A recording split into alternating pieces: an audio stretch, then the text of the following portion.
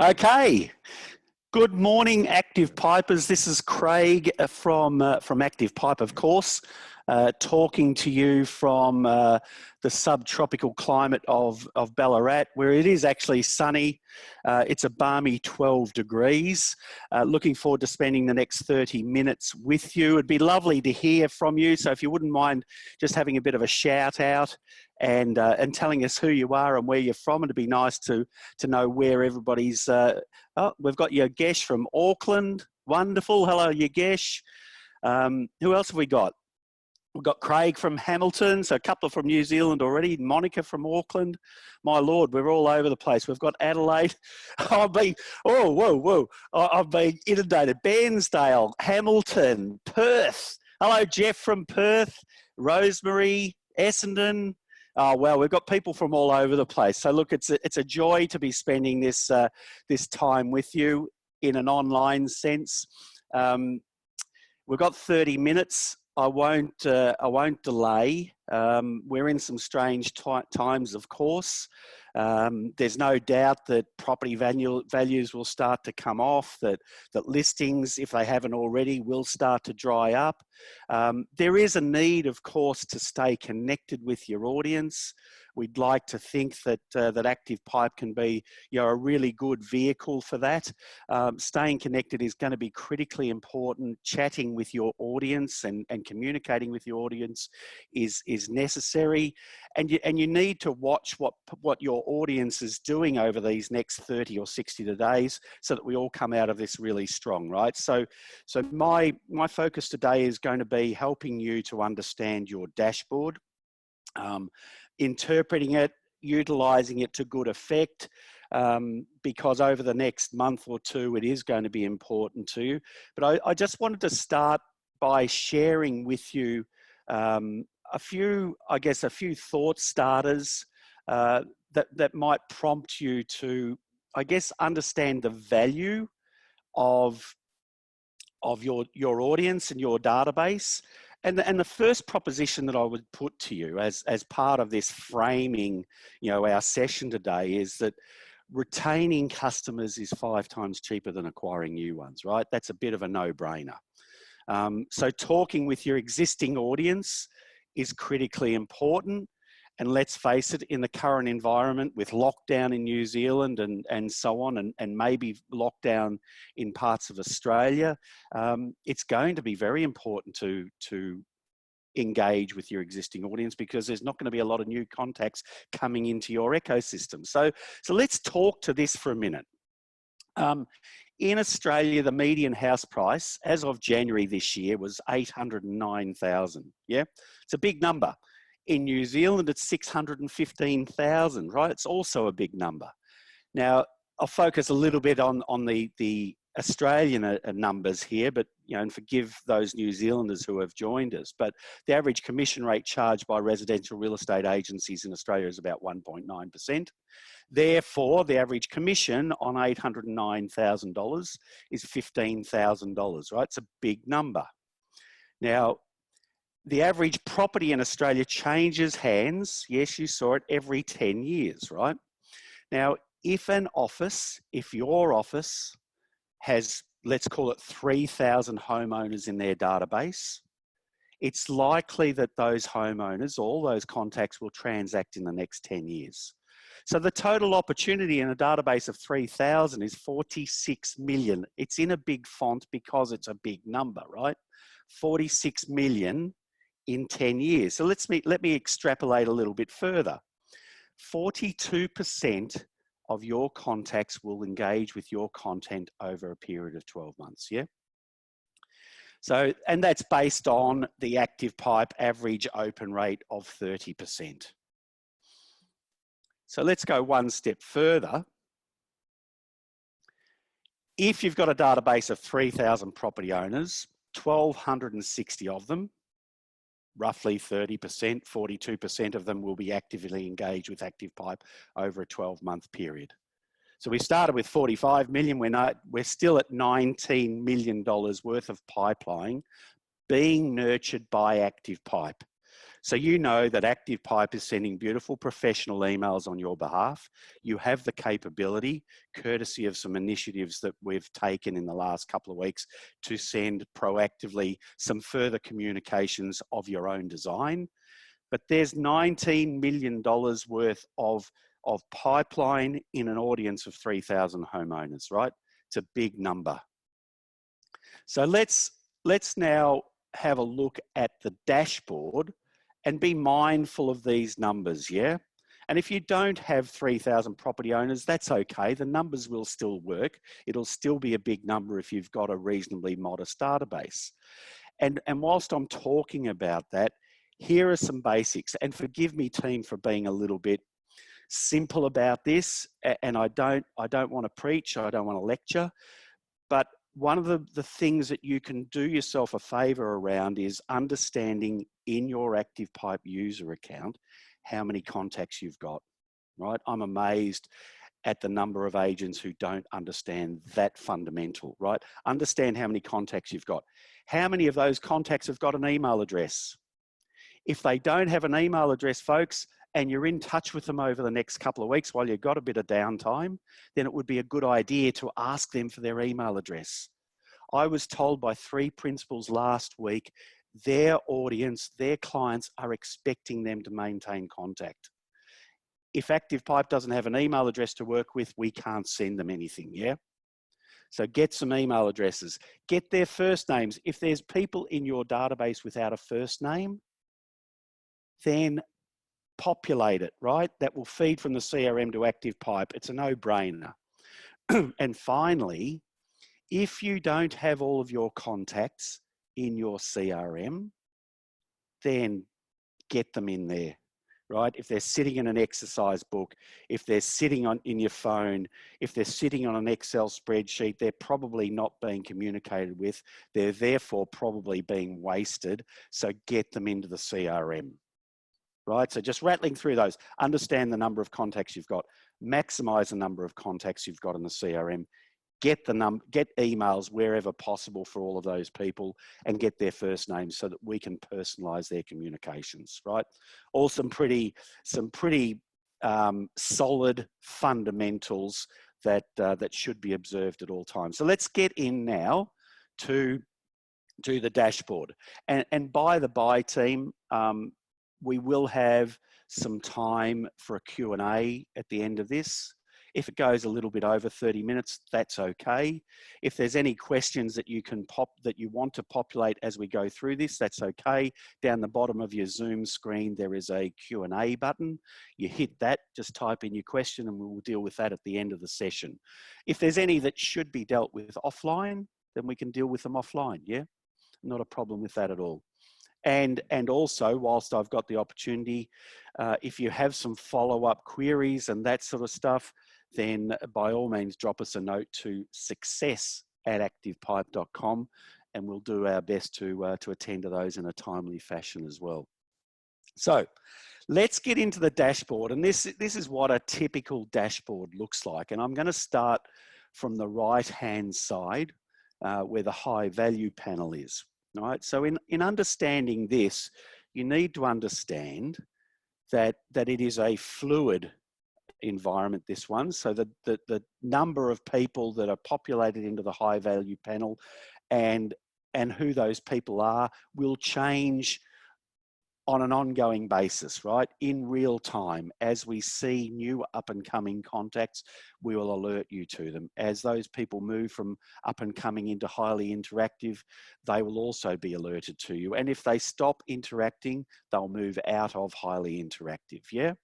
So these high value contacts will be really important in the next couple of months, because there may well be an influx of investors coming into the market, people who are fortunate enough to be cashed up and therefore are looking for opportunities to buy. There may also, unfortunately, be a bit of financial hardship. In fact, that's likely, right?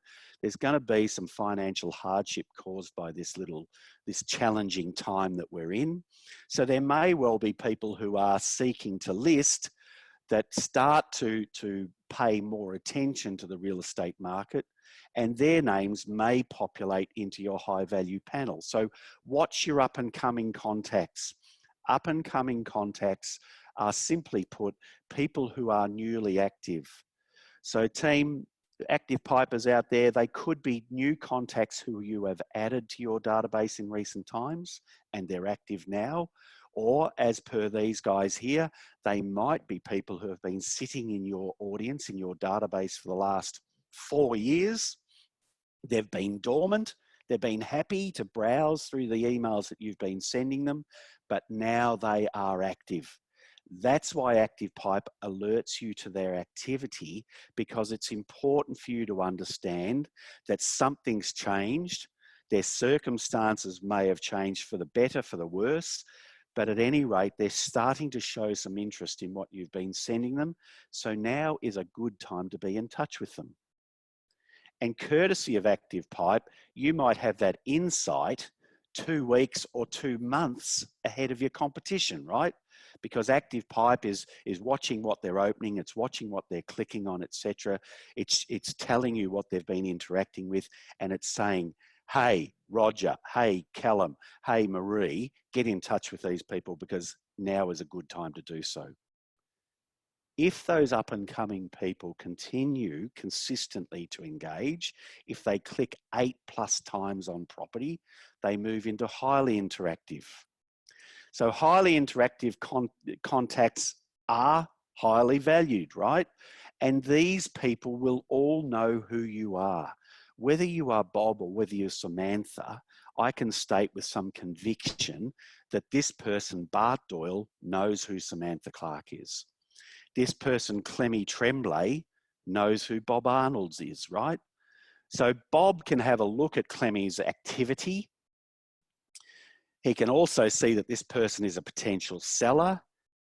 Bob can have a look at all of the properties that this person has been interacting with. He will know these properties. You will know these properties. Clemmy undoubtedly knows who Bob is. He knows who Bob works for. And we can give Bob a visual reference of everything that Clemmy has been interested in as well, so that he can see not only where he lives, but what he's been clicking on close to home. Beautiful property in Lumia Road in Caulfield North. And he can see where else he's been looking over here across the road in Canterbury. Right, so there's some really good insights into Clemmy's activity. He can view the timeline for this activity as well. And in a simple sense, he can see when Clemmy is most active. And if he can see that he's most active on a Thursday afternoon or of a Friday morning, guess what? That's when it would be a good idea to call him, yeah? So high value contacts is appropriately named. We put people's names in there for a reason. It helps you be focused. It helps you be efficient and effective. And if you've got a database of 3,000, and many of you will, then it helps to be focused on the people who are active. We're not saying for a minute, I'm not saying for a minute, don't pay any attention to the rest of the people in your database, not in the slightest. But these people are active. These people are probably going to be a warm call, not a cold call. So it's a good idea to start there. Now, moving from right to left, team, there are geo updates. These are people who have updated their home address for you, right? It's helpful to know where people live. It helps you understand their intentions. Underneath that, we have profile updates. And this is really powerful. These are qualified leads. Now, consider that Laurel Bosco has received an email from Samantha.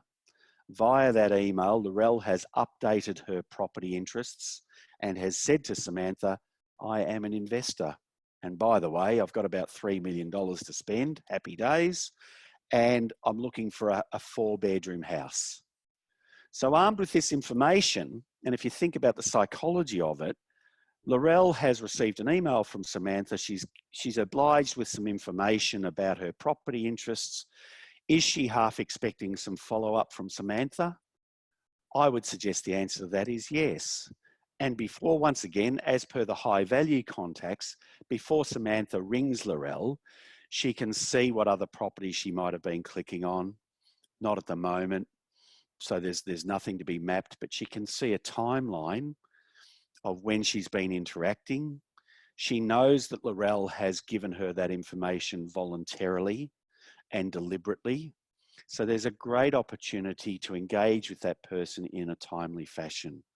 So the message with profile updates is they're a qualified lead, they're deliberate, they're not accidental, and it would be a good idea to follow these people up in a timely fashion. Don't leave it for 3 weeks before you follow up your profile updates. Be aware of them, be logging into ActivePipe every couple of days so that if there is a new profile update, you're calling them in a timely fashion. I trust that makes sense to you. Now on the far left, we've got our intent panel. So there are investors in here.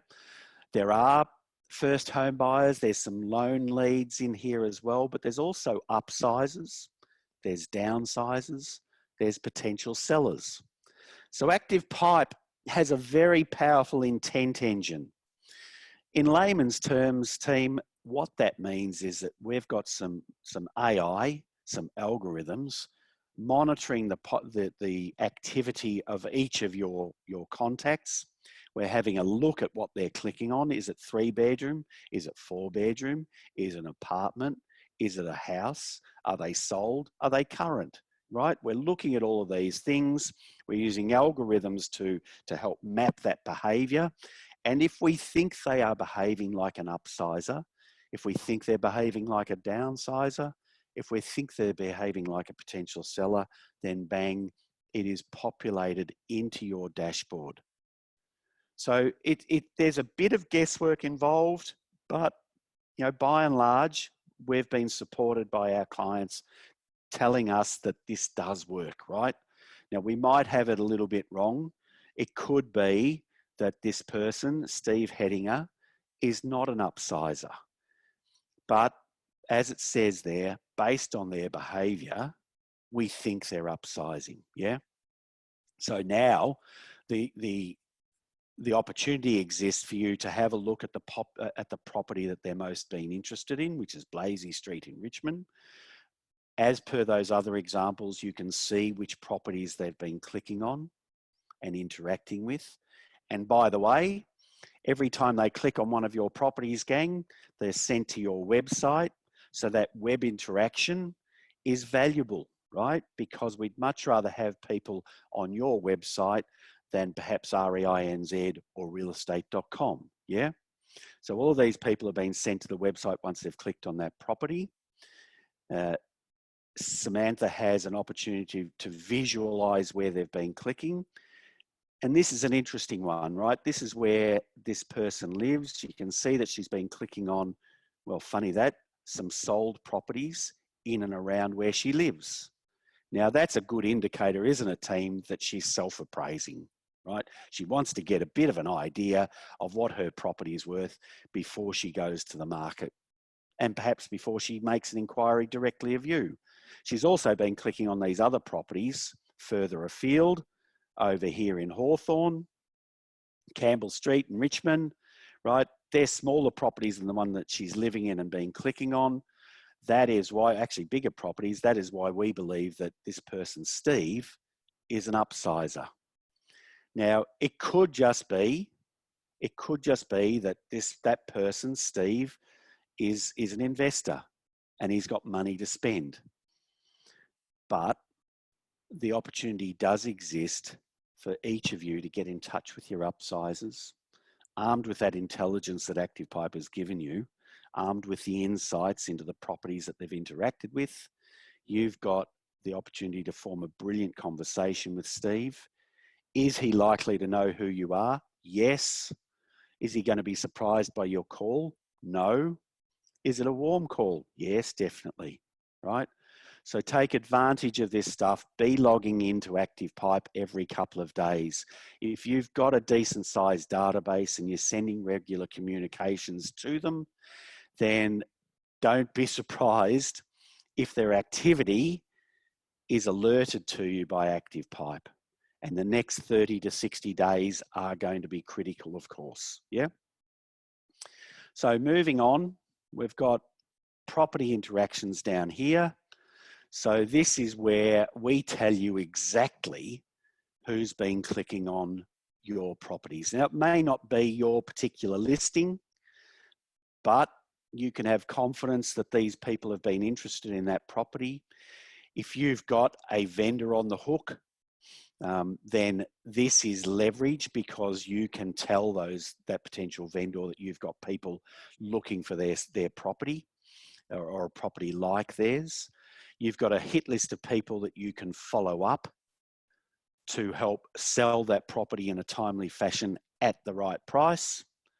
And when you do sell it, you've got some really good understanding of people who are looking for a property like that, right? So if this isn't your property, there's still some value in this, and I'm told this time and time again by agents and by principals alike. So their team, so that's the ActivePipe dashboard. It will look different for each and every one of you, of course. We're running to 22 minutes, team. I'm conscious of the time, but hopefully there's a few good hints in there as to how you can understand the intentions of your contacts. You can understand the people who are actually active and why you should be in touch with these people now. A great example of up and coming is, excuse me, a principal said to me that he was looking at his up and coming contacts, and one of his contacts, a lady had been clicking on 2-bedroom apartments. Now he knew, he was acutely aware that he had sold her a 4-bedroom property only a matter of 3 or 4 years ago. When he contacted that up-and-coming contact who'd been clicking on 2-bedroom apartments, he was told that he was a little bit too early for them, 2 months ahead of time, but they are thinking of downsizing. Now, the brilliant thing about that, he told me, is that he now has the opportunity and the understanding to find them a nice 2-bedroom apartment that they fall in love with. He now has the opportunity to make sure that his position with that client is entrenched. And by and by, but he hadn't been in touch with that person since he sold them the property. Surprise, surprise, yeah. And he also said that because there's going to be less competition for that listing team, he also had the opportunity to charge what he thought was his services were worth. And in his world, that means 2.2% plus commission instead of 2% inclusive, yeah? So as far as he was concerned, it's a win-win. So up and coming contacts are identified to you for a good reason. Pay some heed of that. All right, so we have had some questions. So I want to have a look at some of the Q&As.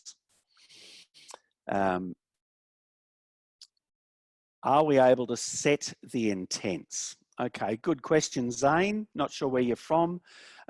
Mate, the intent panel is aligned with the not only the questionnaire that we send out to your contacts, but it is also aligned with the way we map people's behaviour. So no, you can't set the intent panel. It's also in line with, consistently in line with, I guess what you would term general real estate interests. So I hope that answers your question. There's a question here from Anonymous. It's a common name these days, isn't it? Do appraisal requests get emailed if an appraisal request has been asked for one? Yes, they do. And forgive me, I didn't cover appraisal requests.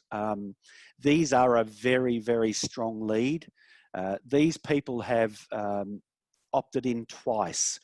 They have, it's what we call double opt-in in this world. So it means that they have requested an appraisal. They have been sent to a landing page where they have confirmed that request, and that opportunity is certainly emailed to the agent who owns that contact. So it is a very ripe opportunity. There are certain networks who expect a conversion of 40% on appraisal requests. So I hope that answers that question. So just rattling through a few of the others. We are recording, so Renee has said any notes to share with my team would be greatly appreciated. So Renee from Ray White, we are recording this. So if you think it's worthwhile to share, then there'll be an opportunity to do so. How do we subclassify groups, developers, investors? Well, Zane, we integrate with your CRM. So if you have contacts classified as investors in your CRM, in either a class or a category, or you have contacts classified as developers in your audience, then that is respected in ActivePipe. So you can actually create communications and send to that specific group.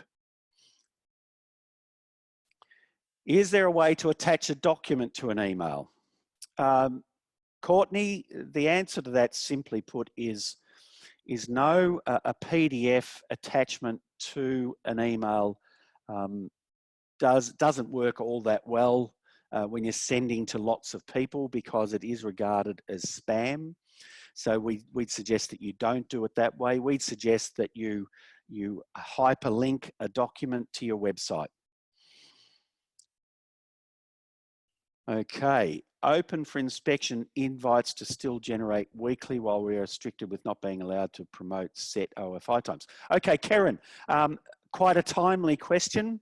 The answer to that question is, and I chatted with a client just this morning, what you can do is rewrite that open for inspection reminder email, and you can actually populate it with properties where there is an opportunity to book an inspection time. So you can manually select those properties. It is the open for inspection reminder has been paused for us. That was a protective measure to protect our clients from sending open for inspection times that were no longer allowed. But you can repurpose that email. It can still be triggered by client activity. So if you want some assistance with that, by all means, hit up our lovely support team. But it is an email that can still be sent. It is relevant, particularly if people have the opportunity to book private inspections. And we know that that's the case right throughout the real estate ecosystem at the moment. Does ActivePipe update our CRM, or do we need to do that from the info that ActivePipe? Okay, Gail Jackson has asked that question. Gail, the answer is yes and no, and it really does depend on your CRM. There are some CRMs where we do update things like client preferences. We do update things like their home address if they give it to us. Some CRMs are not, don't allow us to push that data back. But given that, relatively speaking, the number of people who actually give you that information is modest, then it's not an onerous chore, I'm told by others, to actually update directly into the CRM. So the answer is yes and no, Gail. Sorry about that. Question from Jackie. Keith, please walk us through loading a video.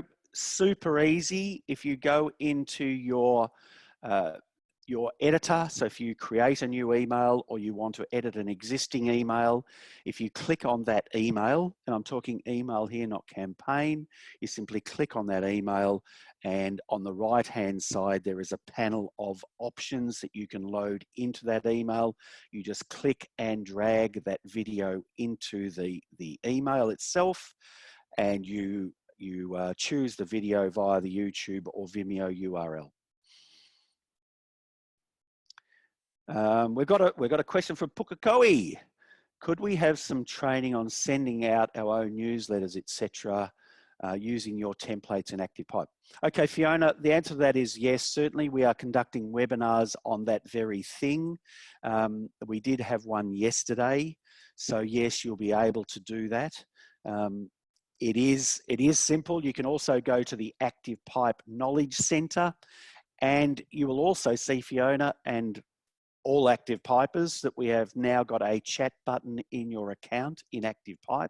That's a new initiative, so you can chat live with our wonderful support team, and they'll be able to help you with creating your own newsletters, Fiona. But look, the worst thing you could do is go into your account and have a muck around. You're not going to break anything. Just don't push send until you're happy. All right. Conscious of the time, team, we're at 30 minutes. Happy to answer a few more questions. But as I said at the outset, success@activepipe.com is where you can get us. And if we don't get to answer all your questions, and we won't, then you can ask those questions at success@activepipe.com. And Aki from Barfoot and Thompson, I'll make this the last one. Yes, you are in lockdown, Aki. Any templates to be sent to audience to see if they're interested in having a virtual appraisal? There's not a template for that, Aki, but it's fair to say that not specifically for that, but you can create an email and send an email to all of your audience or a selection of your audience that suits that need. Yeah.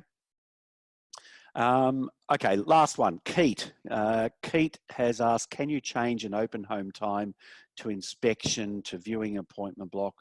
Might need to take that offline, Keat. Not sure of the question there. So everybody out there, all of those active pipers who joined, thank you. It's been a joy to share this with you. I really do hope that the 30 minutes that you've spent with ActivePipe, with me, Craig from sunny, balmy Ballarat, has been worthwhile for you. Courtney said thank you. Thank you to you, Courtney. If you think that ActivePipe might actually be worthwhile, referencing to one of your colleagues in real estate who you know is not using ActivePipe, shout out to them. Get them to get in touch with us here at ActivePipe. We'd love to be working with people in the real estate sector. We think we've got, and hopefully I've demonstrated, we've got some benefits that we can deliver to you.